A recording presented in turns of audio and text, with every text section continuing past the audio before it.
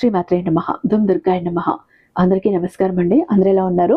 అందరూ కూడా దుర్గమ్మ దయవలన ఎప్పుడు ఆనందంగా ఆరోగ్యంగా ఉండాలని, మీరు కోరిన కోరికలన్నింటినీ కూడా దుర్గమ్మ తీర్చేయాలని మీ తరపున నేను కూడా దుర్గమ్మని మనస్ఫూర్తిగా కోరుకుంటూ ముందుగా దుర్గమ్మ పాద పద్మాలకైతే ఒక్కసారి నమస్కరించుకుని వీడియోలకైతే వెళ్ళిపోదాం.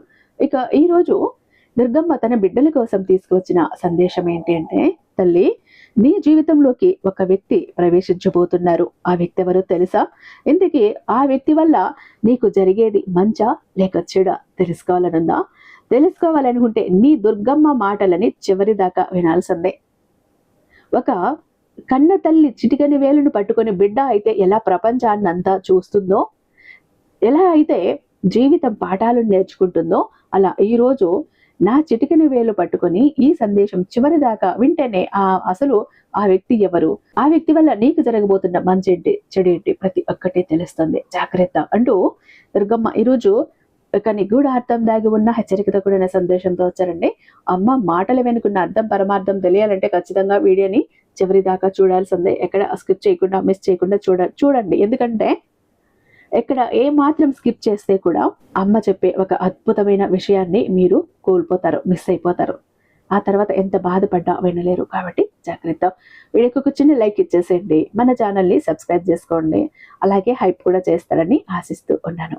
ఇక అమ్మ తన బిడ్డల కోసం తీసుకువచ్చిన సందేశం ఏంటంటే, తల్లి, నీ జీవితంలో ఒక వ్యక్తి రహస్యంగా ప్రవేశించబోతున్నారు. అంటే ఒక వ్యక్తి రహస్యంగా ఇష్టపడుతున్నారు.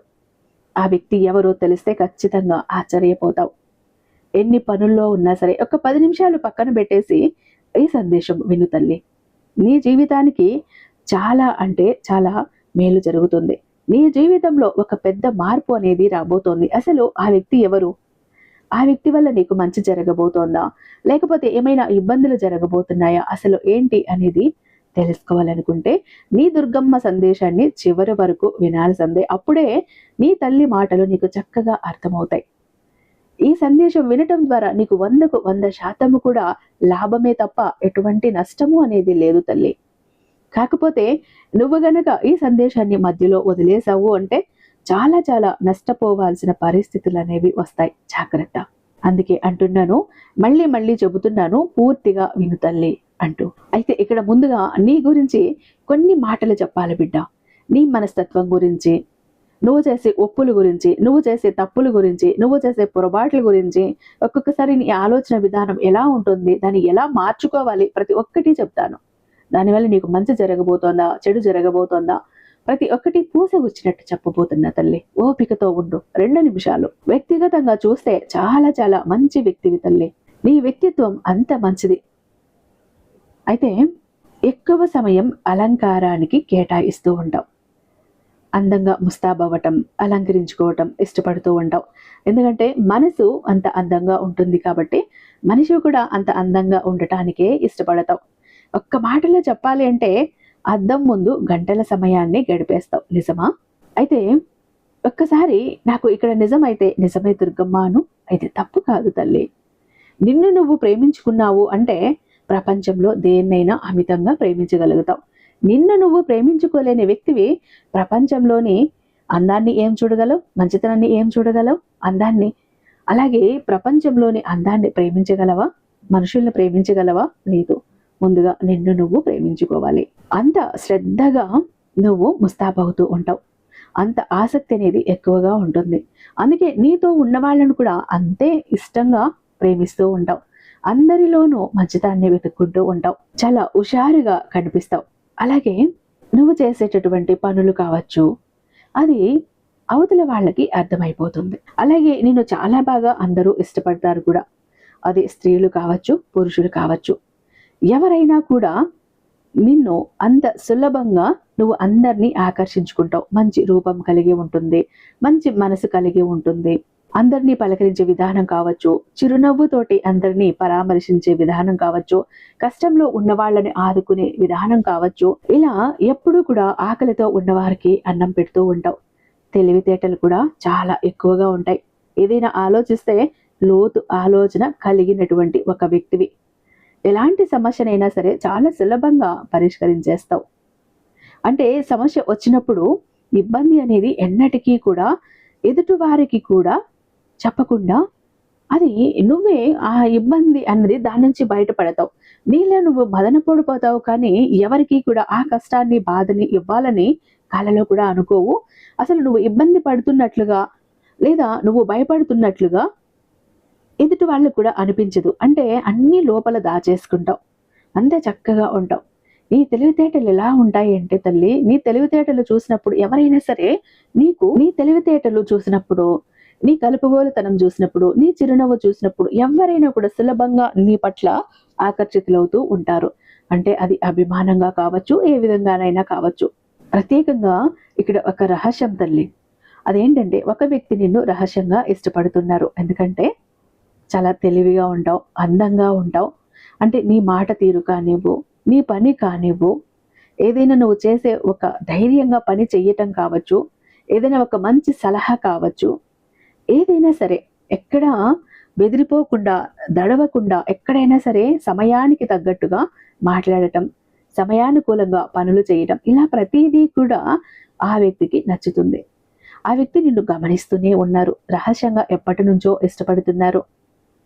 అంటే ఆ వ్యక్తి నీ మీద బాగా ఇష్టాన్ని పెంచుకున్నారు, బాగా ప్రేమను పెంచుకున్నారు, బాగా అభిమానాన్ని పెంచుకున్నారు. నీ యొక్క ప్రతి కదలికను కూడా గమనిస్తూనే ఉన్నారు.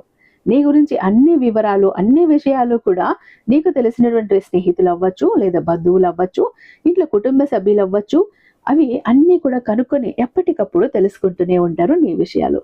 ఎప్పటి నుంచో నీతో మాట్లాడాలి లేదా నీకు ఫోన్ చెయ్యాలి అని చెప్పి ఒక తపన పడుతూ ఎదురు చూస్తూ ఉంటారు. అలా ఎప్పటి నుంచో ప్రతి కదలిక కూడా గమనించుకుంటూ ఉంటారు. ఎందుకంటే నువ్వు చేసే ప్రతి పని కూడా ఆ వ్యక్తికి బాగా ఇష్టమైన పని అన్నమాట. నువ్వు చేసే చిన్న పని కూడా వాళ్ళకి చాలా గొప్పగా అనిపిస్తుంది. నువ్వు డబ్బు విషయంలో జాగ్రత్త తీసుకునే విధానం కావచ్చు, డబ్బు సంపాదించేటటువంటి తెలివితేటలు కావచ్చు, ఎవరితోనైనా సరే ఎంత తెలివిగా మాట్లాడటం, వ్యవహరించటమో, ఇలా ప్రతిదీ కూడా తను ఎప్పటి నుంచి గమనిస్తూనే ఉంటారు. ప్రతిదీ కూడా నీ యొక్క ఆత్మవిశ్వాసానికి తను ముగ్ధురాలు అయిపోతూ ఉంటారు. నీలో ఉన్న ధైర్యాన్ని చూసి ప్రతి కదలికను కూడా పరిశీలిస్తూ నిన్ను రహస్యంగా వెంటపడుతూనే ఉన్నారు, ఇష్టపడుతూనే ఉన్నారు. అసలు నిన్ను రహస్యంగా ఇష్టపడుతున్న ఆ వ్యక్తి ఎవరో తెలుసా? ఎందుకంటే అందరి ఆలోచన విధానం ఒకే రకంగా ఉండదు. ఇక్కడ నీ యొక్క ఆలోచన విధానం మాత్రం జనానికి భిన్నంగా ఉంటుంది. అంటే జనానికి దగ్గరలోనే ఉన్నట్లుగా ఉంటావు, కానీ నువ్వు ఎప్పుడూ కూడా ఎవరికి చిక్కవు, దొరకవు. అంటే జనానికి అనుకూలంగా మాట్లాడుతున్నట్లుగానే ఉంటావు, కానీ నువ్వు ఎప్పుడూ కూడా ఎవరి మాటకు కూడా ఏకీభవించవు. అంటే సొంత నిర్ణయాలు ఎక్కువగా తీసుకుంటావు. వాళ్ళని నొప్పించకూడదు అని సరే అని ఒప్పుకున్నట్టే ఉంటావు, కానీ నీ ఆలోచనలే నువ్వు ఆచరణలో పెడుతూ ఉంటావు. సొంత ఆలోచనలు ఎక్కువగా చేస్తూ ఉంటావు. ఎక్కడ ఉన్నా ఒక ప్రత్యేకమైన వ్యక్తిగా ఉంటావు. అలాగే నువ్వు వేసుకునే బట్టలు కావచ్చు, నువ్వు ఉండే విధానం కావచ్చు, ప్రతి ఒక్కటి కూడా వాళ్లను ఏంటంటే ఆకర్షించేలా చేస్తున్నాయి. అంటే చూడటానికి ఎంత చక్కగా ఉన్నారు అని చెప్పి, ఎదుటివారు బాగున్నారు అని చెప్పి నువ్వు అలా అనిపించుకోవాలని కూడా నీకు ఉంటుంది. ఎందుకంటే బయటికి వెళ్ళినప్పుడు ముందు వెనక ఆస్తులు, అంతస్తులు చూసేదానికన్నా కూడా ముందు మనిషిని చూస్తూ ఉంటారు. అలా మనిషి పరంగా చూస్తే నువ్వు చాలా అద్భుతంగా కనిపిస్తావు ఎవరికైనా. అలా ఉండటంతో నిన్ను ఎదుటి వాళ్ళకు తెలియకుండానే ఇష్టం అన్నది పెంచుకుంటారు. అయితే ఈ ప్రేమ ఏ ప్రేమ అని అంటే, ఈ వ్యక్తి మిమ్మల్ని ఎందుకు అంతలా ప్రేమిస్తున్నారంటే అభిమానిస్తున్నారు చెప్పలేం, ఆకర్షణలో ఉన్నారు చెప్పలేం, అది ఏంటనేది కూడా చెప్పలేను తల్లి. కాకపోతే ఏంటంటే నీ మీద పూర్తి అభిమానం అనేది పెంచుకున్నారు. ఎందుకంటే ఒక్కొక్కసారి కొంతమంది వ్యక్తుల్ని ఎందుకో ఇష్టపడతామో ఇష్టపడ్డ వాళ్ళకే తెలియదు, దానికి కారణం కూడా పూర్తిగా తెలియదు. కొంతమందికి బాగా నచ్చుతారు అంతే. అలాగా నువ్వు ఆ వ్యక్తికి నచ్చావు. నువ్వు చేసే ప్రతి పని కూడా అంత గొప్పగా లేని పని కూడా తనకు గొప్పగా కనిపిస్తుంది. అంటే తనకు బాగా నచ్చుతుంది. అలాగా కారణం ఏంటి అని తెలియకపోయినా ఒక వ్యక్తిని ప్రేమించడానికి పెద్ద కారణాలు ఉండవు తల్లి. ఒక వ్యక్తిని ద్వేషించాలన్న కారణాలు పెద్దగా ఉండవు. ప్రేమించాము అని చెబుతూ ఉంటారు. ఇలా ప్రతిదీ కూడా మాట కానివ్వు, ఏదైనా సరే ధైర్యంగా ఉంటావని చెప్పి వాళ్ళ విధానంలో వాళ్ళు చెబుతూ ఉంటారు. మంచి తెలివి, చాలా చక్కగా ఉంటారు. అందరినీ కూడా అభిమానంగా పలకరిస్తారు, చిరునవ్వుతో పలకరిస్తారు, ఎప్పుడు కోప్పడరు, చిరాకు పడరు, ఎంత ప్రశాంతంగా ఉంటారు, ఎందరితో ఎంత మంచిగా ఉంటారు, కష్టంలో ఉన్నవారిని వెంటనే ఆదుకుంటారు. ఇలా పక్క వాళ్ళతో చెప్పటం కూడా జరుగుతూ ఉంటుంది. ఈ లక్షణాలన్నీ కూడా వాళ్ళని మీకు బందీని చేశాయి. ఇలా ఏదైనా తెలివిగా చేస్తావు అని ఇలా వాళ్ళు అంత అభిమానిస్తున్నారు. ఒక వ్యక్తి నచ్చలేదు అంటే అప్పుడు ఏమంటాం, ఆ వ్యక్తి ఎందుకో నాకు నచ్చలేదు అని అంటాం. కానీ కారణాలు ఎప్పుడూ చెప్పవు కదా. అలా ఆ వ్యక్తి నువ్వు చేసే ప్రతి పని కూడా నచ్చి నిన్ను గట్టిగా అభిమానించటం అనేది మొదలుపెట్టారు. నువ్వు దాన్ని తప్పుడు కోణంలో చూడాల్సినటువంటి అవసరం లేదు తల్లి. అది నీకు ఒక మంచి దృష్టితో కూడా ఆలోచించవచ్చు. ఎందుకంటే ఆడ మగ అనగానే ఇక్కడ అభిమానిస్తున్నారు అనగానే అక్కడ నువ్వు వేరే రకంగా అర్థం చేసుకోకూడదు. ఎందుకో తెలుసా, అందరూ ఒకేలా ఉండరు. కొంతమంది మంచిగా కూడా అభిమానించే వాళ్ళు ఉంటారు. అలాగా ఈ వ్యక్తి వలన మాత్రం నీకు ఎటువంటి నష్టము లేదు. ఆ వ్యక్తి ఎవరో కూడా నీకు ఇప్పటికే తెలిసే ఉంటుంది. ఎందుకంటే నువ్వు చేసే పని దగ్గర అవ్వచ్చు, అంటే నువ్వు పని చేసే దగ్గర నిన్ను ఎవరైనా చూస్తూ ఉండటం, అభిమానిస్తూ ఉండటం, నీ బంధువుల్లో అవ్వచ్చు, నీ యొక్క స్నేహితుల్లో అవ్వచ్చు, ఆ వ్యక్తి నీతో మాట్లాడుతూ కూడా ఉండొచ్చు. ఎలా గుర్తుపట్టాలి దుర్గమ్మ అని నువ్వు అడిగితే, ఆ వ్యక్తి నీతో ఫోన్లో మాట్లాడటం, పదే పదే నీకు ఫోన్లు చేయటం, కొన్ని అర్థం అవుతూ ఉంటాయి. అయితే కొన్నిసార్లు అర్థం కాకపోవచ్చు.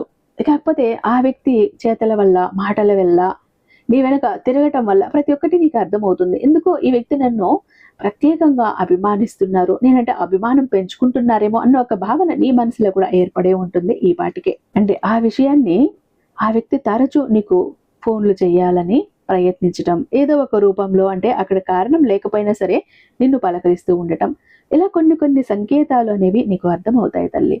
దాన్ని బట్టి నువ్వు ఆ వ్యక్తి ఎవరో, నిన్ను ఇష్టపడుతున్నారని చెప్పి అర్థం చేసుకోవచ్చు. కొంతమందికి అయితే మాట్లాడుతూనే ఉంటారు, ఫోన్లో కూడా అడిగిన దానికన్నా కూడా ఎక్కువగా మాట్లాడటమో, సలహాలు అనేవి ఎక్కువగా ఇవ్వటమో ఇలా చేస్తూ ఉంటారు. విసుక్కుంటున్నావని తెలిసినా కూడా పదే పదే కాల్ చేసి నిన్ను పలకరించటం, తన తప్పు లేకపోయినా అస్తమానం కూడా క్షమాపణలు చెప్పటం, ఏదైనా నేను పొరపాటు చేసింటే మన్నించండి, ఏమీ అనుకోకండి, మీకేమీ ఇబ్బంది కలగలేదు కదా, ఇలా మాట్లాడుతూ ఉంటారు. ఇలా కొన్ని జరుగుతూ ఉంటాయి. ఇప్పటికే నీ జీవితంలో అలా ఉంటే ఖచ్చితంగా నీకు ఆ వ్యక్తి ఎవరు అనేది తెలిసిపోతుంది. నువ్వు అర్థం చేసుకోవచ్చు, ఆ వ్యక్తి నిన్ను అభిమానిస్తున్నారు. ఎటువంటి తప్పుడు దృష్టి అయితే లేదు తల్లి, తప్పుడు దృష్టితో చూడటం లేదు. అది కూడా, ఆ విషయం కూడా స్పష్టంగా నీకు అర్థమవుతూనే ఉంటుంది. ఒక అభిమానం, మంచితనంగా ఉంటావని అభిమానం, మానవత్వంగా ఉంటావని అభిమానం, చిరునవ్వుతో పలకరిస్తావని అభిమానం, ఏదైనా తన కష్టం వస్తే నీతో పంచుకోవచ్చు అన్న ఒక ధైర్యం వచ్చి అభిమానం పెంచుకున్నారే తప్ప వేరే చెడు దృష్టి కాదు. అలాగే నువ్వు చేసే ప్రతి పని కూడా తనకు నచ్చటం వల్ల, అంటే నీ సలహాలు, నువ్వు ఇచ్చిన సలహాలు తనకి బాగా ఉపయోగపడటం వల్ల తను చెల్లెలుగా కావచ్చు, లేకపోతే ఒక అక్కగా కావచ్చు, ఒక అన్నగా కావచ్చు, ఒక తమ్ముడుగా కావచ్చు, లేకపోతే ఇక్కడ ఒక స్నేహితుడిగా కావచ్చు, ఒక ఆప్తమిత్రుడుగా, ఆప్తమిత్రురాలుగా, మనసుకు దగ్గరైన ఒక వ్యక్తిగా, ఒక కూతురులా, ఒక కొడుకులా, ఇలా కూడా వాళ్ళ మనసులో అన్నది ఉండొచ్చు. ఇలా మంచి బంధాలతో కూడా కొంతమంది అభిమానిస్తూ ఉంటారు తల్లి. ఎందుకంటే అలాంటి లక్షణాలు వారి ఇళ్లలో వాళ్ళ దగ్గర దొరకనప్పుడు, బయట ఇలా చూసినప్పుడు, అలా కనిపిస్తున్నప్పుడు వాళ్ళు అనుకోకుండానే అభిమానం అనేది పెంచుకుంటారు. అంటే వాళ్ళ ఇంట్లో వాళ్ళని అర్థం చేసుకునే వాళ్ళు లేకపోయినా, వాళ్ళ మాటకు విలువనిచ్చే వాళ్ళు లేకపోయినా, వాళ్ళకు ప్రేమను పంచేవాళ్ళు లేకపోయినా, నీకు నేనున్నాను భయపడకు అని చెప్పేవాళ్ళు లేకపోయినా, ఇంట్లో ప్రేమ దొరకనప్పుడు, కసురుకుంటూ గౌరవం దొరకనప్పుడు, ఇలాంటి మనుషులను చూసినప్పుడు వాళ్ళు అభిమానించటం మొదలు పెడతారు. అది తప్పుగా కాదు, మంచిగానే, చెడు దృష్టితో అంతకన్నా కూడా కాదు. ఎందుకంటే నీ ప్రవర్తన అలా ఉంది, నీ మంచితనం అలా ఉంది, నీ చిరునవ్వు అలా ఉంది, అందరినీ కూడా అలా కట్టి పడేస్తుంది, నీ వాళ్ళన చేస్తుంది. నీ సొంత తమ్ముడిగానో, అక్కగానో, చెల్లెలిగానో, ఒక స్నేహితుడు, ఒక అమ్మ, ఒక నాన్న, ఇలాంటి భావన వచ్చే విధంగా నీకు నువ్వు కల్పిస్తున్నావు బిడ్డ ఎదుటి వాళ్ళకి, అంతకు తప్ప ఇంకేమీ కాదు. అయితే నువ్వు మాత్రం ఆ వ్యక్తిని ఎక్కువ పట్టించుకోవు. నాతో మీకు పని ఏంటి, మీ పని మీరు చూసుకోండి అంటూ కొన్నిసార్లు చెప్పటం కూడా జరిగింది. ఎందుకంటే ఆ వ్యక్తి నీ మీద పెంచుకున్న అభిమానాన్ని ఒక్కసారి ఎలా ఆపాలో తెలియక ఇలా కూడా మాట్లాడి చూసావు. ఒక్కసారి ఇవన్నీ అర్థం చేసుకో బిడ్డ.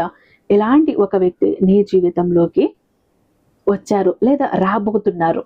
అయితే ఈ వ్యక్తి ఎలాంటి తప్పుడు ఉద్దేశంతో కూడా రావటం లేదు. నిన్ను ఒక స్వచ్ఛమైన మనసుతో అభిమానించే వ్యక్తి మాత్రమే. ఈ వ్యక్తి వల్ల నీకు చెడు ఎప్పటికీ కూడా జరగదు. తను కోరుకునేది నీతో స్నేహం, నీ పలకరింపు, ఏదైనా తన కష్టం వచ్చినప్పుడు నేనున్నా భయపడకు అన్న ఒక మాట, ఒక భరోసా, ఇంత మాత్రమే నీ దగ్గర నుంచి కోరతారు. అంతకు మించి ఏమీ లేదు బిడ్డ. నువ్వు భయపడాల్సిన పని లేదు. ఎందుకంటే నీ జీవితంలో అలాంటి చెడ్డ వ్యక్తులు రాబోతుంటే కూడా నీ దుర్గమ్మ వాళ్ళను అటు నుంచి అటే తరిమేస్తుంది. నీ జీవితంలోకి ప్రవేశించనివ్వదు. నీకు వచ్చిన నష్టం ఏమీ లేదు. నీ దుర్గమ్మ ఆశీస్సులు నీ మీద ఉన్నాయి అంటూ దుర్గమ్మ ఈరోజు ఒక అత్యద్భుతమైన సందేశంతో మన ముందుకు వచ్చారండి. ఐ హోప్ ఈ వీడియో మీకు నచ్చే ఉందని భావిస్తున్నాను. రేపు మనకు దుర్గమ్మ అద్భుతమైన సందేశంతో మీ ముందుంటాను. అంతటిదాకా సర్వేజన సుఖినో భవంతు.